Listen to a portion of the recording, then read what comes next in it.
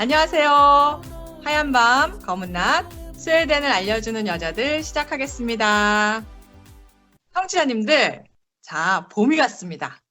스웨덴도 데일라이트 세이빙 타임이라고 그 지난주 1월부터 시작되었는데요. 봄 날씨가 좀 변덕스럽긴 하지만 확연히 봄 기운이 느껴지는 날들인 것 같습니다. 태권님, K님, 오랜만에 한 자리에 모였는데 우리 이번에 각자 커피 한 잔 마시면서 오늘 얘기 나눠보는 건 어떨까요? 안녕하세요. 태권입니다. 안녕하세요. 오랜만에 인사드리는 케이크입니다. 아, 반갑습니다. 드디어 우리가 한 자리에 모였네요. 자, 우리 태권님 어떻게 지내셨어요? 날씨가 너무 좋아요. 왜 유럽 사람들이 얘기할 때 날씨 얘기를 하는지 이제 알 것 같아요. 그게 제일 좋아요. 날씨가 좋을 때가. 그래서 날씨가 확실히 많이 따뜻해지고 햇빛이 진짜 찬란하다는 말이 맞는 것 같아요. 선글라스를 준비해야 될 때입니다. 스웨덴은. 우리 케이크님은 어떻게 지내시고 계세요? 네, 저도 지금 그냥 애랑 같이 그냥 둘이 딱 붙어서 하루하루 잘 지내고 있어요. 좀 답답하긴 한데 이것도 적응되니까 괜찮네요. 아니, 근데 좀 재미있는 것 같아요. 지금 저희들 온라인 화상으로 하고 있는데요. 자, 앞에 각자 커피들 지금 준비되신 건가요? 아주 맛있어 보이는데 그건 무슨 커피인가요, 우리 태권님? 커피가 없는데요. 너무 졸려요. 왜 이렇게 졸린지 화상통화 하는데 정말 복길님 이모가 아름다우세요. 눈이 부립니다. 제일 아름다운 우리 복길님. 아니, 이게 제가 청취자로서 두 분의 대화를 듣다가 영상통화로 하려니까 되게 어색하네요. 그리고 저희가 말이 겹치면 안 되잖아요. 그래서 엄청 웃고 싶은데 웃음을 꾹 참는 게 이게 오늘의 그 관건인 것 같아요. 네. 케이님 어떻게 지내셨어요? 네. 저는 어쨌든 아이랑 이제 계속 붙어서 지내다 보니까 가장 그 관건이 삼시세끼 하루 세 끼를 뭘 먹을까? 그리고 아이랑 뭘 하고 놀까? 그게 제일 고민인 것 같아요. 그래서 매일매일 막 그거 검색해서 찾아보고 아이랑 또 뭐 할지 이렇게 하다가 또 싸우기도 하고 싸우기도 정말 많이 싸우는 것 같아요. 왜 싸우는지도 모르겠지만 지쳐서 또 이렇게 있다가 그냥 계속 그러다 보면 또 점심시간 되고 저녁시간 되고 매일 그러고 있습니다. 우리 태권님 어떻게 지내셨어요? 제가 요즘에 그 스웨덴 책을 좀 읽고 있어요. 한때 우리나라에서 막 유행했던 그 스웨덴 책 그 선물 받은 게 있었는데, 책 제목이 뭔데요? 요즘 읽고 있는 책. 그 우리나라에서 한때 유행이 엄청 됐던 그 시리즈들 있잖아요.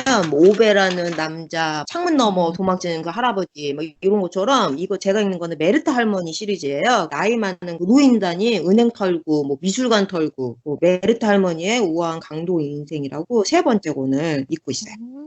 아, 할머니가 막 강도하고 다녀요? 네. 여기서 제가 이제 스웨덴 책에 대해서 잠깐 좀 말씀을 좀 드리면, 우리나라에서 좀 유행이 됐던 북유럽 문화가 두 가지가 있어요. 하나는 오베라는 남자라든지, 그 창문 너머 도망친 할아버지라든지, 이렇게 되게 유쾌하면서 경쾌한 그런 얘기들이 있어요. 또 한 가지는 북유럽 특유의 그 되게 다크한 추리소설. 요런 것들이 있었는데, 그 스웨덴 작가 중에서 우리나라에 좀 유명한 그 밀레니엄 시리즈. 밀레니엄 시리즈가 영화로도 되게 많이 만들어졌거든요. 그래서 여자를 증오한 남자들, 그다음에 뭐 불을 가지고 노는 소녀, 이렇게 밀레니엄 시리즈 추리 소설들이 있고요. 유명한 동화책들 같은 경우에는 말괄량의 삐삐 같은 시리즈, 그다음에 또 닐슨의 몸, 그것도 스웨덴에서 스웨덴 작가가 쓴 책. 다시 한번 이 북유럽 이쪽의 책에 대해서 제목까지 해서 같이 들으니까 훨씬 좋은 것 같아요. 예, 저도 뭐 그중에 읽어본 책도 있고 아닌 것도 있고 잘 찾아서 읽어봐야겠다는 생각이 드네요.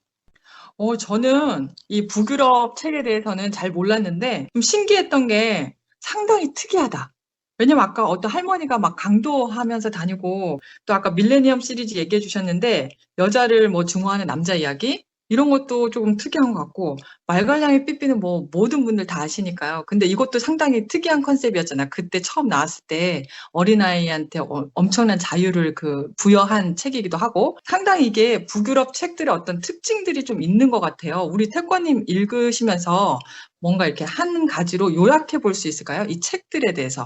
제가 그렇게 거창하게까지는 얘기는 못 하겠는데 제가 읽어본 선에서 보면 북유럽 스웨덴 책이나 이런 거가 두 가지 맥락을 보여주는 것 같아요. 하나는 찰나나 백야의 느낌이 나는 책들. 그리고 아침부터 저녁까지 항상 깜깜한 그런 느낌이 나는 책들. 두 가지 흐름이 있는 것 같아요. 그래서 백야는 굉장히 경쾌하지만 사회에 대해서 얘기하고 싶은 것들을 되게 가벼우면서 유쾌하게 풀어나가는 느낌들이 있어요. 그래서 정말 책에서도 밤이 느껴지지가 않아요. 그런데 추리소설 같은 경우에는 굉장히 우울하고 굉장히 잔인해요. 주제도 과학적인 성 얘기라든지 그래서 극과 극을 좀 달리는 특이한 게 먹고 싶다라고 하면 북유럽의 추리소설을 한번 접해보시거나 나는 잔인하거나 이런 어떤 뒤틀러진 인간의 감정이 좀 싫다 그런 느낌 있으시면 제가 아까 말씀드렸던 뭐 오베 아저씨 아니면 뭐 창문 밖으로 넘어간 아저씨 그 북유럽의 경쾌한 소설들을 한번 읽어보시면 좋을 것 같아요.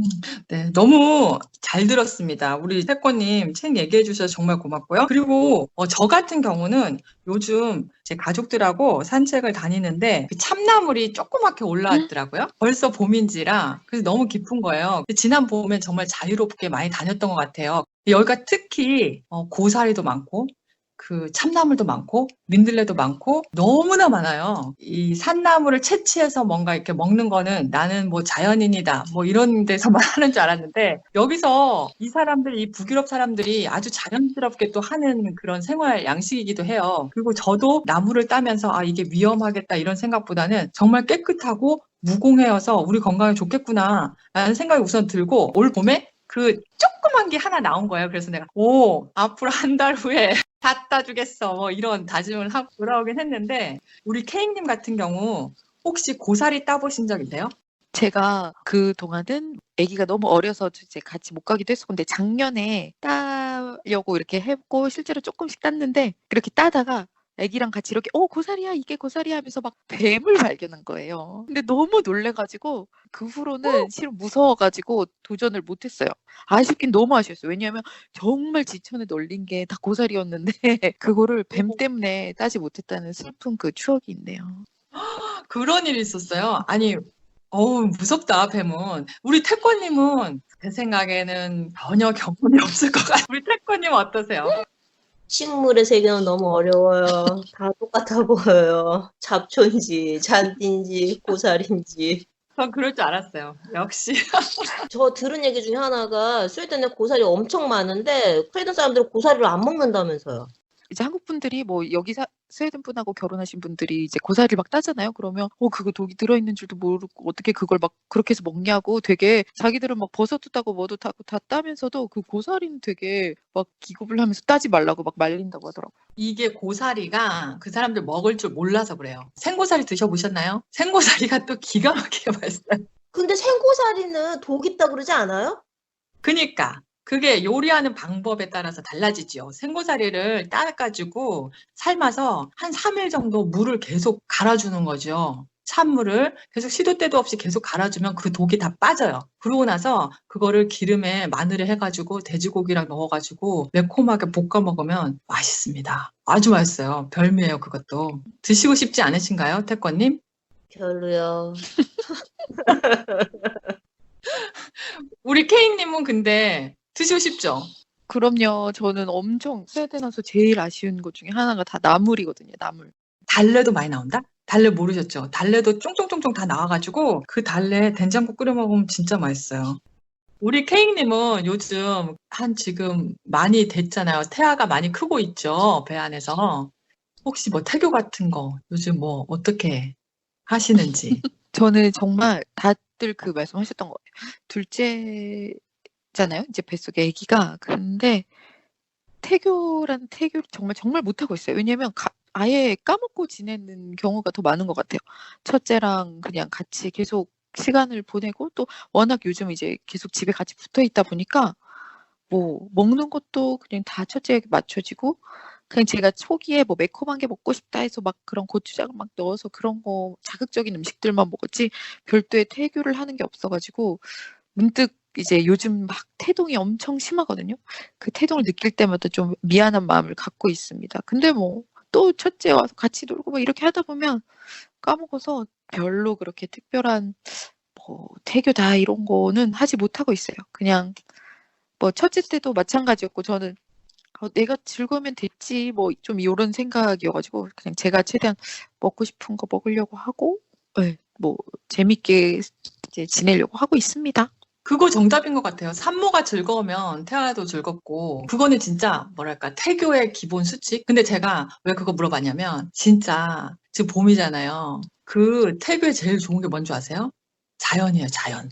가서 나물 따러, 고사리 4월에 막 올라오잖아요. 맞아요. 저도 여름이 다가오고 막 이런 게 느껴지면서 야외 활동을 하게 되니까 너무너무 좋은데 그 찐득이? 그게 너무 염려가 되기는 하더라고요. 지금까지는 별 생각이 없었는데 올해 특히 조금 걱정이 더 되는 것 같아요. 이게 올해 조심하셔야 됩니다. 왜냐하면 그런 말이 있어요. 지금 지구온난화 때문에 날씨가 엄청 더워졌잖아요. 특히 이번 겨울에 스웨덴에 눈이 안 왔어요. 그리고 영하로 기온이 떨어진 지가 별로 없었죠. 그게 엄청나게 진드기의 확산에 영향을 준대요. 이 진드기들이 겨울철에 그 아주 추울 때 한번 확 죽어줘야 된대요. 근데 이번에 얘네들이 다 꼬물꼬물 산 거지. 날씨가 따뜻해서. 그래서 여름에 엄청 많이 생겨날 거래요. 저 사실은 진드기 많이 경험했었거든요. 특히나 이제 그 꼬맹이들 같은 경우는 모르잖아요.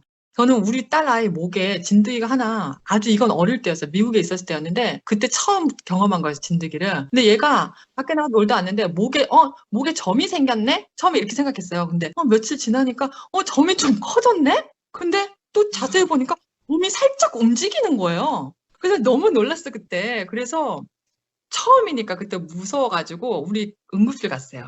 응급실 갔는데 정말 그 아주 한심하다는 표정으로 의사 선생님이. 그리고 한국에 갔을 때도 애가 그 사슴을 좀 봤어요. 사슴을 봤는데 그리고 집에 왔어요. 제 배꼽 주변에 진드기가 3개 붙어 있었어요. 어떻게 그럴 수 있을까? 사슴이가 뭐란 거야? 그러게. 아니 사슴을 계속 봤어요. 사슴이 되게 이쁘니까 사슴을 봤어요. 사진도 찍고 뭐 대충 저희가 바닥에 앉았던 것 같기도 해요. 근데 집에 와서 보니까 막 가려운 거예요. 배꼽 같은 데가. 그래서 보니까 검정색 그 점 같은 게 3개 딱 있는데 진짜 그거 다 뗀 적도 있었고 제가 마지막으로 스웨덴 워낙 숲을 좋아해서 숲에 갔는데 우리 딸이 와서 샤워를 시키는데 귀 바로 뒤에 검은색 점이 생긴 거예요. 그랬더 자세히 보니 그 진드기가 귀 뒤에 착 달라붙어 있더라고요. 근데 이거 못 봤으면 귀 뒤는 조금 더 그렇잖아요. 그래서 진드기 진짜 조심하셔야 돼요. 스웨덴에 진드기 응급 키트 많이 팔더라고요. 그 진드기 뗄 때 핀셋으로 잘 빼야 된다고 응급 키트 많이 팔던데 목기림 고마워요. 잘 살펴볼게요. 그리고 여기 그 백신 맞으세요. 진드기 백신이 있어요. 1차, 2차 뭐 몇 차까지 맞는다고 하는데 좀 가격은 비싸요. 근데 맞을 필요가 있다고 봐요. 근데 이렇게 피카하니까 진짜 좋네요. 우리가 지금 온라인 피카긴 하잖아요. 그쵸? 얼굴도 보고 그동안 만나지 못했던 그 갈등이 전부 이렇게 해소되는 그런 느낌이에요. 우리가 이렇게 새롭게 온라인 피카를 한번 시도해 보는데 어떠세요? 저는 뭐 무엇보다 이제 두 분의 얼굴을 이렇게라도 해서 볼 수 있으니까 그게 너무 좋은 것 같아요. 저희가 왜냐하면 못 본 지가 진짜 오래됐잖아요. 예, 뭐 가까이서 눈도 막 크게 볼 수 있고 또 이렇게 누가 화면빨 잘 봤는지도 이렇게 알 수 있고 각자 지금 다 다른 공간에 있지만 그래도 이렇게 하나의 또 화면 상에서 얼굴을 보면서 이렇게 얘기할 수 있어서 너무 좋고 네. 우리 K님 정말 차분하게 말씀도 잘하시고 이 스웨덴이 피카로 진짜 유명하긴 하잖아요. 저희가 지금 온라인 피카긴 하지만 우리 청취자님들에게 이 스웨덴의 피카 문화에 대해서도 조금 알려드리는 것도 좋을 것 같아서 피카 즐기시나요, 평소에? 저는 뭐 이제 커피 마시는 것도 뭐 좋아하고 사람들하고 뭐 만나서 얘기하는 거 좋죠. 근데 이 피카라는 그 단어 자체가 주는 그 좀 가벼우면서도 뭔가 만났을 때 뭐 이렇게 그러니까 좀 쉽게 딱 그 말을 되게 즐겨서 할 수 있게 된 것 같아요. 예를 들면 뭐 이분하고 제가 오늘 처음 만났어요. 그러면 되게 인사말로 여기서는 그냥 우리 그러면 다음에 피카해요. 좀 이렇게 인사말 대신 전할 수 있는 그런 게 피카가 된 것 같고 또 실제로도 가볍게 뭔가 우리 같이 만나서 뭐 점심을 먹어요. 이러면 좀 되게 무거운데 밥을 한 끼 먹자 이러면 좀 무거운데 그냥 저희 피카예요 하면 서로가 좀 부담스럽지도 않고 누군가 집으로 초대할 때도 저희 주말에 피카 한번 해요 이러면 되게 부담 없이 초대할 수 있고 부담 없이 갈 수 있는 좀 그런 의미로서의 피카를 많이 쓰는 것 같고 또 실제로도 그렇게 많이 즐기게 된 것 같아요. 역시 K님 정말 감사합니다. 그 소식 하나 알려드리면 그 삐삐 롱스타킹을 썼던 작가 아스트리드 린드그렌을 추모하면서 만든 상이 있어요. 엘마상이라고 세계 그 동화 작가들에게 주는 상인데 올해 엘마상 수상을 우리나라 베키나 씨가 오늘 수상을 받았어요. 베키나 씨는 그 유명한 구운빵 작가신데 권위 있고 되게 유명한 동화 상인데 정말 자랑스러운 소식인 것 같아요. 우리나라의 작가님이. 아니, 저 같은 경우는 책 읽는 것도 좀 좋아하긴 하지만 사람들 아까 우리 K님 말씀하신 것처럼 사람들 만나서 가볍게 이렇게 차 한잔하고 얘기 듣는 걸 좋아해요. 되게 좋은 얘기들 많이 해주시는 분들 많거든요. 어떤 때는 이게 그냥 막 지나가는 수다처럼 스트레스가 쫙 풀리는 대화가 되기도 하지만 또 어떤 때는 좀 깊이 있는 대화가 되기도 하고 그 차 한 잔에 주는 어마장장한 힘이 있는 것 같아요. 근데 이 문화가 스웨덴에는 조금 뿌리 깊게 이렇게 아주 오래된 전통처럼 자리를 잡혀 있고 또 그들만의 어떤 이제 페스츄리도 많잖아요. 차와 곁들여서 먹는 달달한 그런 빵 같은 거. 그 빵하고 이제 쓴 커피 한 잔이나 아니면 차 한 잔을 마시면 기분도 확실히 이렇게 단 게 들어가니까 오후에 확실히 이게 기분도 업되면서 또 사람들과 대화도 나누고 이 뭔가 정말 릴렉싱 되는 어떤 순간을 선물해 주는 것 같아요. 제가 읽어봤던 그 스웨덴 책들 중에서 이제 청취자님께 좀 소개시켜드리고 싶은 책들이 있는데, 스웨덴 문학에 대해서 궁금하시면, 아까 말씀드린 것처럼 경쾌한 거면 창문 너머라든지 아니면 오베라든지 이런 책들을 보시면 좋을 것 같고요. 좀 무겁지만 우울하고 뭐 이런 추리소설이 조금 궁금하시다라고 하면 해닝 마켄이라는 작가가 쓴 책 읽어보시면 굉장히 재밌을 것 같아요. 최근에 발간된 책이 스웨덴 장화라는 책이거든요. 그래서 그 책도 한번 읽어보시면 좋을 것 같고, 추리소설은 아니고요. 그냥 소설인데 연무덤의 남자라는 책이 있는데 스웨덴 사람들의 굉장히 개인적인 성향을 보여주는 그런 책이에요. 근데 둘이 같이 있으면서도 느끼는 그 외로움이 너무나도 절망스럽다. 뭐 이런 얘기도 우리들도 종종 하잖아요. 그래서 그런 느낌이 굉장히 많이 나오는 책이 연무덤의 남자인데 그 책도 읽어보시면 좋을 것 같아요. 확실히 그 개인적인 성향 말씀하시니까 진짜 그런 것 같아요. 여기 분들은 서로 사랑해도 사랑하나? 아니, 어떤 생각이 드냐면 결혼을 잘 안 하잖아요. 결혼을 잘 안 하고 그러니까 이 개인적인 성향 때문에 그런 것 같기도 해요. 아까 태권님 말씀하신 그 책에서처럼 동거 문화가 많죠. 이혼율도 그 결혼을 별로 안 함에도 불구하고 이혼율도 많다고 저는 들었거든요. 여기 사람들 상당히 신기한 것 같아요.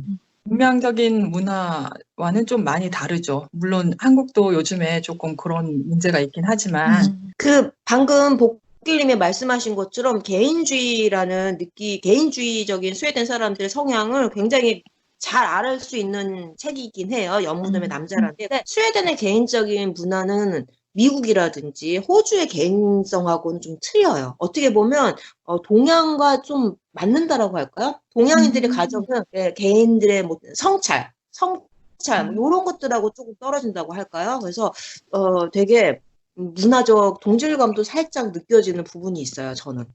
이게 사람마다 어떤 성향인데 아까 동양 문화에서 그런 분들도 있고 또 이렇게 사람들하고 막 어울려 다니면서 이런 분들도 있잖아요. 우리가 이렇게 보면. 근데 유럽의 문화가 북유럽 문화, 그리고 이제 남부 쪽에 가면 이탈리아 대표적인, 그리고 뭐 스페인, 그리고 영국, 뭐 프랑스, 나라가 어마장장하잖아요. 여기도 이 EU 국가들도 이렇게 안에 싹 이렇게 수렴되면서. 근데 나라마다 너무나 성향들이 달라요. 그게 저는 되게 신기한 것 같아요. 이 사람들이 같이 그냥 국경을 이렇게 다 맞대고 다니면서 되게 비슷할 것 같으면서도 너무너무 다른 게 특히 독일이나 이탈리아 같은 경우는 극과 극이래요. 이 독일 사람들은 저녁에 자신만의 시간이 그렇게 중요하대요. 그래서 이건 저희 그 독일 친구한테 들은 얘기거든요. 저녁 시간에 식사를 아주 맛있게 해서 식구들과 이렇게 막 대화를 나누면서 먹기보다는 차가운 햄하고 빵하고 그냥 대충 대충 있는 거 냉장고에서 꺼내서 그냥 먹고 그다음에 자기 방에 각자 들어가서 책을 읽거나 음악을 듣거나 뭐 이렇게 특별한 거 하는 거 아니래요. 근데 그 개인적인 어떤 휴식이나 자기만이 가져야 되는 그 시간이 너무나 중요한 거예요, 이 사람들. 그런데 그 이탈리아 같은 사람들은 모여야 되는 거야. 무조건 이렇게 모여서 가족들끼리 이렇게 식사도 많이 하고요. 네네. 제가 예전에 이제 학생 때 스페인에 잠깐 있었거든요. 그럼 그때도 보면 항상 스페인도 저녁 시간은 뭐 거의 밤 8시, 9시부터 시작해가지고 막 2시간, 3시간 이렇게 모여가지고 항상 같이 하고 그다음에 또 뭐 친구들이나 이런 것도 파티도 막 내 친구의 친구, 내 룸메이트의 친구의 친구까지 다 모여서 우리는 다 친구. 밤새도록 놀고 막 이렇게 하고 다음날 출근하고 학교 가고 막 이런 시간들이 되게 많았거든요. 근데 그래서 항상 막 누구든지 막 사람을 여기 가도 북적북적 저기 가도 북적북적 막 그랬는데 여기 스웨덴 같은 경우는 진짜 아까 말씀하신 것처럼 독일이나 좀 비슷하게 자기 개인의 그런 것들이 되게 많아서 예를 들면 뭐 가족들끼리도 그래서 주말에 약속을 잡기가 상당히 힘들다는 거를 많이 들었어요. 저 이제 어떻게 보면 되게 극과 극인 나라에서 다 살아보면서 좀 그런 성향 그리고 진짜 국가마다의 그런 사람들의 진짜 성향이라든가 이런 부분에 대해서 많이 생각해 볼 수 있었던 계기인 것 같아요. 아무튼 유럽이라는 나라가 참 다양하고 정말 재미있는 그런 나라인 것 같아요. 여러 나라마다 각자의 특성과 개성과 문화가 다르고 또 살아가는 생활 양식도 다르고 참 신기하고 재미있는 곳에 저희들 살고 있습니다. 네, 오늘 저희들 이렇게 온라인 피카 커피 타임을 즐기면서 진짜 즐겁게 이야기 나눠봤는데요. 청취자님들도 저희처럼 즐거우셨는지 궁금합니다. 저희들은 오랜만에 진짜 이렇게 다시 만나니까 비록 뭐랄까 실제 이렇게 차를 같이 한 테이블에서 한 건 아니지만 목소리만으로 그리고 그냥 화상으로 얼굴을 보는 것만으로도 너무 좋았던 시간이었습니다. 이렇게 좋은 사람들과의 어떤 소소한 이야기가 언제나 삶에 활력을 주는 것 같습니다. 하얀 밤 검은 낮 스웨덴을 알려주는 여자들 다음 시간에 만나요.